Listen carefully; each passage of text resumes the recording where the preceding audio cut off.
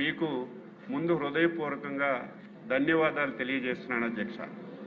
తెలుగు జాతి పుట్టినప్పటి నుంచి కూడా ఒక గౌరవప్రదమైనటువంటి జాతి అధ్యక్ష. ఎవరికి ఇబ్బంది పెట్టనటువంటి జాతి. ఈ దేశంలోనే ప్రపంచంలోనే ఒక అత్యంత గౌరవప్రదమైనటువంటి జాతి అధ్యక్ష. అయితే కోడి పిల్లలను మార్చుతున్నట్టుగా రాజధానుల విషయంలో మనకి మొదటి నుంచి కూడా మారుతూ వస్తున్న విషయాన్ని కూడా ఈ సందర్భంగా రాష్ట్ర ప్రజలకు తెలియజేస్తున్నాను. మొన్ననే మనం పొట్టి శ్రీరాములు గారి యొక్క శృతివనాన్ని నిర్మించుకొని ఆయన చేసినటువంటి త్యాగాలన్నీ కూడా గుర్తుపెట్టుకున్నాం. ఆ రోజు భాషా ప్రయుక్త రాష్ట్రాల గురించి ప్రాణాలు త్యాగం చేయటం వల్ల 53లో మేము పుట్టలేదు అధ్యక్ష. 71లో నేను పుట్టాను. 53లో ఏం జరిగింది కూడా తెలియదు. ఈ సందర్భంలో కొన్ని విషయాలు తెలుసుకొని మాట్లాడుతున్నాను అధ్యక్ష. 53లో తెలుగు జాతికి రాజధాని ఉండాలని కర్నూలులో తీసుకొచ్చారు. ఆ లోపలికి నేను పోను. తర్వాత మళ్ళీ 56లో తెలంగాణతో కలిపి హైదరాబాద్ని రాజ్యం తీసుకొచ్చారు అధ్యక్ష. మళ్ళీ 2014 ఎలక్షన్ల ముందు మనకి ఇష్టం ఉన్నా ఇష్టం లేకపోయినా బలవంతంగా రాష్ట్రాన్ని విడదీసి ఏ విధంగా నష్టం చేశారో మనందరికి కూడా తెలుసు అధ్యక్ష. మనకి ఎన్ని ఇబ్బందులు వచ్చినా ఒకటైతే మంచి జరిగింది అధ్యక్ష. చంద్రబాబు నాయుడు లాంటి వ్యక్తి మన రాష్ట్రంలో పుట్టడం తెలుగు జాతి 5 కోట్ల మంది అదృష్టవంతులని చెప్పి నేను సగర్వంగా చెప్పదలిచాను అధ్యక్ష. మనకి ఎన్నికల ముందు విభజన చేసిన తర్వాత ఆ రోజు రాజకీయ పరిస్థితులు మనందరికీ తెలిసినప్పటికీ కూడా తెలుగు జాతి 5 కోట్ల మంది ప్రజలు విచక్షణతో ఆలోచన చేసి చాలా నష్టపోయాం విభజనలో. ఈ నష్టాన్ని మళ్ళీ పూరించాలంటే, మళ్ళీ తెలుగు జాతి గౌరవంగా దేశంలో ప్రపంచంలో తలెత్తుకొని తిరగాలంటే చంద్రబాబు నాయుడు గారి వల్లే సాధ్యపడుతుందని చెప్పి ఆ ఎన్నికల్లో మనకి అధికారం ఇచ్చిన విషయాన్ని ఈ సందర్భంగా గుర్తు చేస్తున్నాను. దీనికి తోడు ఆ రోజు పవన్ కళ్యాణ్ గారు అధ్యక్ష నూతనంగా ఒక పార్టీ పెట్టారు. ఎన్నికల్లో పోటీ చేయకపోయినా చంద్రబాబు నాయుడు లాంటి వ్యక్తి రాష్ట్రానికి ఉంటే రాష్ట్రం బాగుపడుతుందని మనకి సపోర్ట్ కూడా చేశారు. ఆయనకు కూడా ఈ సందర్భంగా అభినందిస్తున్నాను అధ్యక్ష. అయితే మనం అధికారంలోకి వచ్చాం అధ్యక్ష. కొద్ది రోజులు హైదరాబాదులో అసెంబ్లీ నడుపుకున్నాం. ఆ రోజు కూడా నేను శాసనసభలో ఉన్నాను, మంత్రిగా ఉన్నాను. ఆ రోజు అనేక పరిణామాలు జరిగాయి. చాలామంది మాట్లాడారు. దాని జోలికి నేను పోవటం లేదు. ఆ రోజు ముఖ్యమంత్రి గారు అధ్యక్ష ప్రత్యేకంగా ఒక రోజు రాష్ట్ర రాజధాని, ఈ రాష్ట్రంలో ఉన్నటువంటి అన్ని ప్రాంతాల అభివృద్ధి జరగాలి, ఈ రాష్ట్రానికి ఒక క్లారిటీ క్లియర్గా ఇవ్వాలని 15 గంటల సేపు అధ్యక్ష ఒక్క విషయం మీదే శాసనసభ పెట్టి చర్చించిన విషయాన్ని నేను ఈ సందర్భంగా గుర్తు చేస్తున్నాను. ఆ రోజు క్లియర్గా ఆ రోజు టీవీల్లో మా అందరికీ చూపించారు అధ్యక్ష. ఈరోజు రాజధాని అనేది ఈ రాష్ట్రానికి ఒక వనరుగా ఉండాలి. రాజధానిలో ఆదాయ మార్గాలు రావాలి. వచ్చినటువంటి ఆదాయం రాష్ట్రంలో అన్ని జిల్లాలకి అభివృద్ధి చెందాలని ఒక ధ్యేయంతో ఆ రోజు ఒక నిర్ణయం తీసుకొని ఆయన చివరి వరకు చెప్పలేదు అధ్యక్ష. శ్రీకాకుళం నుంచి మొదలుపెట్టి చిత్తూరు వరకు రేపు ఈ రాష్ట్రంలో ఏ జిల్లాలో ఏ కార్యక్రమాలు చేస్తున్నాం, ఏ పరిశ్రమలు తీసుకొస్తున్నాం, ఏ ఇరిగేషన్ ప్రాజెక్టులు మా హయాంలో పూర్తి చేస్తామని జిల్లాకి ఒక ప్రణాళిక ఇచ్చారు అధ్యక్ష. ఈరోజు నేను గర్వపడుతున్నాను. ఆ రోజైతే చూస్తే నమ్మశక్యం కాలేదు. కొత్తగా రాష్ట్రం 16,000 కోట్ల అప్పులు ఇన్ని చేస్తామని చెప్తున్నారు. ఇది జరుగుతుందా జరగదని నాలాంటి వాడినే ఆలోచించాను అధ్యక్ష. కానీ ఆ రోజు హైదరాబాదు శాసనసభలో తీసుకున్నటువంటి ప్రతి నిర్ణయం కావాలంటే మీరు టీవీ చూపించండి. ఆ రోజు చంద్రబాబు నాయుడు గారు స్పీచ్ ఒకసారి వినిపించండి. ఆ రోజు ఏదైతే చెప్పారో ఈ రోజు అదే విధానంగా అన్ని జిల్లాలు కూడా అభివృద్ధి జరుగుతున్నాయి.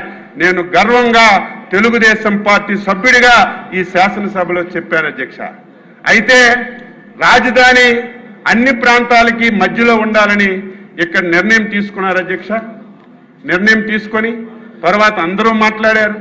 భూములు ఏ విధంగా తీసుకొచ్చారు, ఆ రోజు చట్టం ఏ విధంగా చేశారు, ఆ విధంగా చట్టం చేసి రాజధాని ఏ విధంగా అభివృద్ధి చేసి ముందుకు తీసుకెళ్లారు.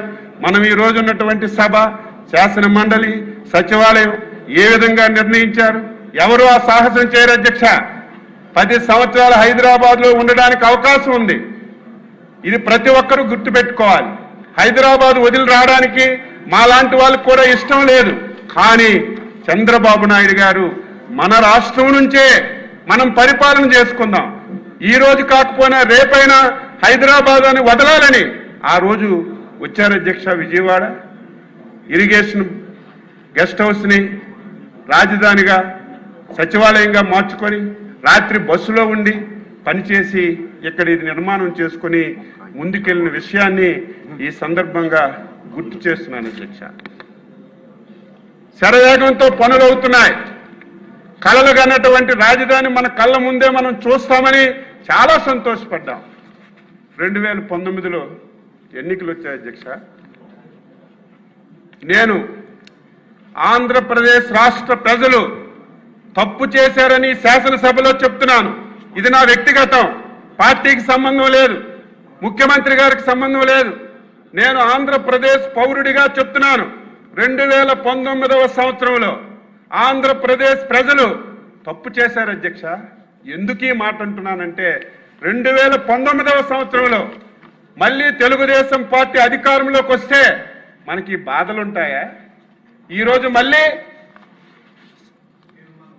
తీర్మానం చేసుకునే అవసరం వస్తుందా?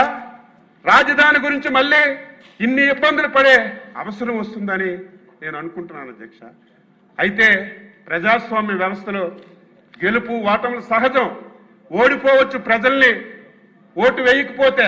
అయితే నేను ఎందుకు బాధపడుతున్నాను అధ్యక్ష? నేను 6 సార్లు ఎమ్మెల్యే, ఎంతో మంది ముఖ్యమంత్రులు చూశాను. గతంలో చంద్రబాబు నాయుడు గారు కూడా ముఖ్యమంత్రిగా చూశాను. కానీ 2014-19 ఆంధ్రప్రదేశ్ రాష్ట్రానికి ఒక స్వర్ణయుగం అధ్యక్ష. మీరు కూడా ఉన్నారు, లోకేష్ బాబు గారు పంచాయతీరాజ్ మినిస్టర్గా కూడా ఉన్నారు. ఈ 5 సంవత్సరాలు ఈ రాష్ట్రంలో జరిగినటువంటి అభివృద్ధి కానీ, ఈ రాష్ట్రంలో మనం అందించినటువంటి సంక్షేమం కానీ ఆంధ్రప్రదేశ్ చరిత్రలో ఎప్పుడూ చేయలేదు అధ్యక్ష. ఎంత చేసినా సరే ఎందుకు ఓడించారని బాధపడ్డాం, భయపడ్డాం. పోనీయాలు కానీ ఎవరో కొత్తగా ఆకాశం నుంచి దిగొచ్చి ఒక రాజకీయ పార్టీ పెట్టి నేను అది చేస్తాను ఇది చేస్తానని నమ్మిస్తే ప్రజలు ఓట్లేశారంటే నేను హర్షిస్తాను అధ్యక్ష. ప్రజాస్వామ్యంలో అది సహజం. కానీ తండ్రి అధికారాన్ని అడ్డం పెట్టుకొని 1,00,000 కోట్లు దోచుకొని 16 సంవత్సరాలు జైల్లో ఉన్నటువంటి ఒక దొంగకు ఓటేశారే, అది నాకు బాధ, ఆవేదన కలుగుతుంది అధ్యక్ష. కానీ ప్రజాస్వామ్యంలో ఓటేశారు, అధికారాన్ని ఇచ్చారు, ముఖ్యమంత్రిగా బాధ్యతలు స్వీకరించారు. ఏం చేయాలి? ఈరోజు ప్రభుత్వం అంటే ఒకళ్ళ ఆస్తి, ఒకళ్ళ సొంతమా? కంటిన్యూషన్ ప్రాజెక్ట్ అధ్యక్ష. ఈరోజు జగన్మోహన్ రెడ్డి ఏదైనా చేస్తే అది మంచి ఉందంటే మనం కొనసాగించాం, ప్రజలకు ఉపయోగపడుతుందంటే దాన్ని మనం పూర్తి చేసి ప్రజలకు అంకితం చేశాం. కానీ దుర్మార్గుడు ఈ మాట అనకూడదు, కానీ అనక తప్పడం లేదు అధ్యక్ష. కష్టాల్లో బాధల్లో రైతులు 34,000 ఎకరాలు ఇచ్చి మా బతుకులు బాగుంటాయి, ఆంధ్ర రాష్ట్రానికి ఒక రాజధాని ఇస్తాం. దేశంలో అనేక నగరానికి రాజధానులు ఉన్నాయి అధ్యక్ష. హైదరాబాద్ ఉంది తెలంగాణకి, బెంగళూరు ఉంది కర్ణాటకకి, చెన్నైకి మద్రాసు ఉంది, ముంబై ఉంది, పెద్ద పెద్ద రాజధానులు ఉన్నాయి అధ్యక్ష. మనం ఏం తప్పు చేశాం? హైదరాబాద్ పోయిందని అర్థం కాదు, దానికి మించిన రాజధాని నిర్మించుకోవాలి, భావి తరాలకి మంచి చేయాలని ఒక శిల్పిలాగా కష్టపడి పనిచేస్తే దుర్మార్గుడు వచ్చి ఈ రాష్ట్రాన్ని ఏ విధంగా నాశనం చేశాడో చెప్పవలసిన అవసరం లేదు అధ్యక్ష. నాకు బాగా గుర్తు అధ్యక్ష, డిసెంబర్ 17 అందరూ వాళ్ళే, మేము 22 మందిని గెలిచాం. అందులో ఒకరో ఇద్దరు రాకపోతే 16-17 మంది రోజు వచ్చేవారు. ఆ రోజు షార్ట్ డిస్కషన్ పెట్టారు అధ్యక్ష. అమరావతి రాజధాని మీద షార్ట్ డిస్కషన్ పెట్టారు. మొత్తం 151 మందితో మాట్లాడించారు. ఒక్కడు కూడా మంచి మాట్లాడలేదు.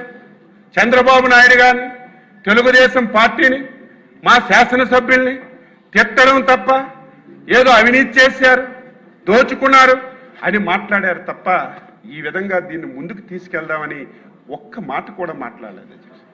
మా నాయకులు లేచారు, నేను సిద్ధంగా ఉన్నాను, అవినీతి ఆరోపణలు చేస్తున్నారు, మీరు ఏ ఎంక్వైరీ చేయండి, నేను కానీ నా పార్టీ కానీ మా శాసనసభ్యులు కానీ ఏది చెప్పినా మీరు యాక్షన్ తీసుకోండి, కానీ ఈ పేరుతో మీరు ఆంధ్ర రాష్ట్రాన్ని అన్యాయం చేయొద్దు, తెలుగు జాతికి అన్యాయం చేయొద్దని నెత్తి నోరు కొట్టుకొని ఆ 17వ తారీఖున మేమందరం మాట్లాడాం అధ్యక్ష.